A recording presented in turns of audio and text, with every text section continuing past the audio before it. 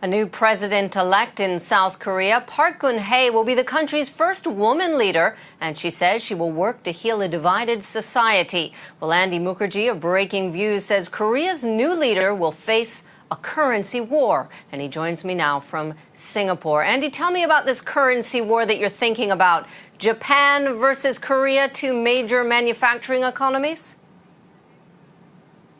Yes, also it's Honda versus Hyundai, it's Sony versus Samsung. So Japan and South Korea, their bilateral exchange rate matters a lot because these two companies, these two countries have companies that actually compete head on, be it in auto or be it in consumer electronics. So the exchange rate advantage over the past few years, 5 years to be precise, has been very much in favor of South Korea.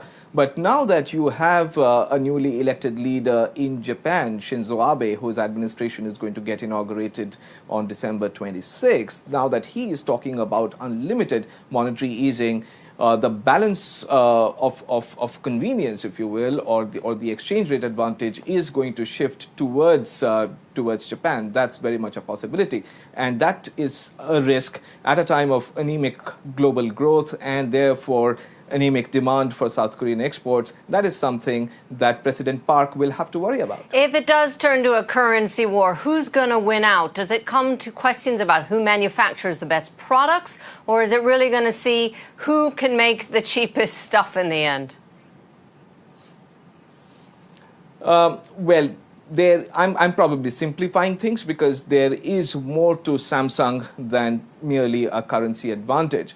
But having said that, it does stand to reason that the currency dynamics will play a very important role in 2013, and how global investors are thinking about the world will also play a role. For instance, every time there is a burst of risk aversion, every investors try to position themselves in a way that they start buying more yen, and therefore then Japanese exports suffer. But if 2013 is going to be a year in which the world is going to be, or the global investor community is going to feel a little more relaxed than it did in 2012, then there is quite a chance that the Korean won will gain and the Japanese yen will weaken.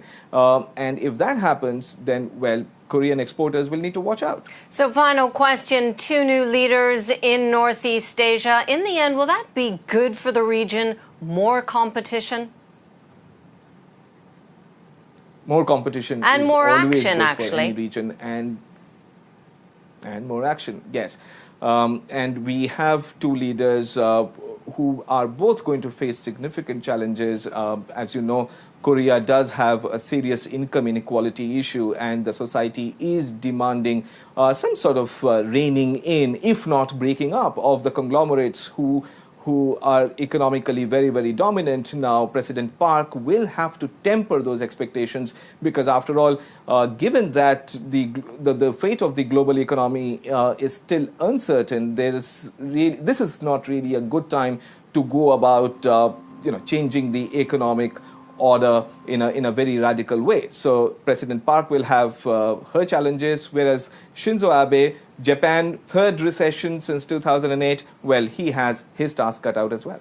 Lots of challenges ahead, that's for sure, for the region. Andy Mukherjee, thanks very much.